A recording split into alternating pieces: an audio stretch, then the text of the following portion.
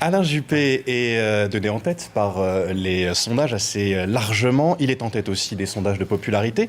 Est-ce qu'on peut parler de résurrection pour lui, on peut décrire aussi parfois comme le mal-aimé de la politique française?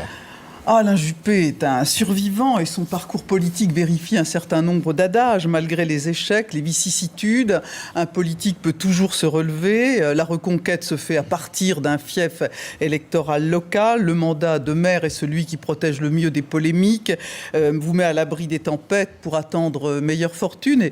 Et Alain Juppé pourrait faire sienne la phrase de François Mitterrand: « J'ai été l'homme le plus détesté des Français, j'ai l'espoir d'en être un jour le plus aimé ». On voit aujourd'hui la droite, la gauche secouée par des scandales et des mises en cause. Du coup, est-ce que la stature nationale d'Alain Juppé n'est pas un handicap ? Pour Alain Juppé, c'est une caractéristique parfaitement assumée. Il ne faut pas oublier qu'il a succédé à Jacques Chaban-Delmas et que les Bordelais attendent de leur maire qu'il soit une personnalité politique nationale, demain Premier ministre, pourquoi pas président de la République. Il s'est d'ailleurs bien gardé de se mêler des bagarres, des désastreuses bagarres internes à l'UMP. Et aujourd'hui, alors que la cote de popularité de Sarkozy, de Copé ou de Fillon-Davis, la sienne rayonne, il est en tête du palmarès des maires et il est même dans les personnalités, dans le top des personnalités les plus appréciées des Français. Cela dit, Alain Juppé a aussi des points faibles. Roselyne, certains disent qu'il est peut-être son pire ennemi et son adversaire socialiste le décrit comme dur et sectaire.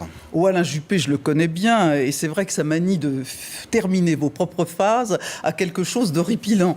Mais même ses adversaires reconnaissent ses capacités de gestionnaire et de visionnaire. C'est un solitaire qui sait s'entourer, c'est un monstre froid porteur de toutes les passions et c'est un ambitieux capable de renoncement. Et maintenant, il a conquis sa liberté, il a renouvelé ses équipes et il ne se gêne pas pour soutenir des dissidents à droite et même pour aller soutenir François Bayrou à Pau. Alain Juppé donné large vainqueur donc à Bordeaux. Finalement, son défi n'est-il pas la conquête de la communauté urbaine de Bordeaux? On en parlait tout à l'heure. Oui, parce qu'à gauche, plus personne ne croit à la victoire de la gauche à Bordeaux. Ce qui importe pour Vincent Feltès, son adversaire socialiste, c'est de garder l'intercommunalité, ce qu'on appelle la cube. Mais si M. Feltès prend une raclée, il est bien évident qu'il sera en position de faiblesse et que ses adversaires les plus sournois seront à l'intérieur de son propre camp. Alain Juppé, en digne successeur de Jacques Chaban-Delmas, peut très bien trouver des alliés chez ceux qui joueront le coup d'après, c'est-à-dire la municipale de 2020. Il a d'ailleurs annoncé, Alain Juppé, que ce serait son dernier mandat et c'est peut-être aussi ça son défi, se choisir un dauphin, se choisir un successeur. Merci Roselyne.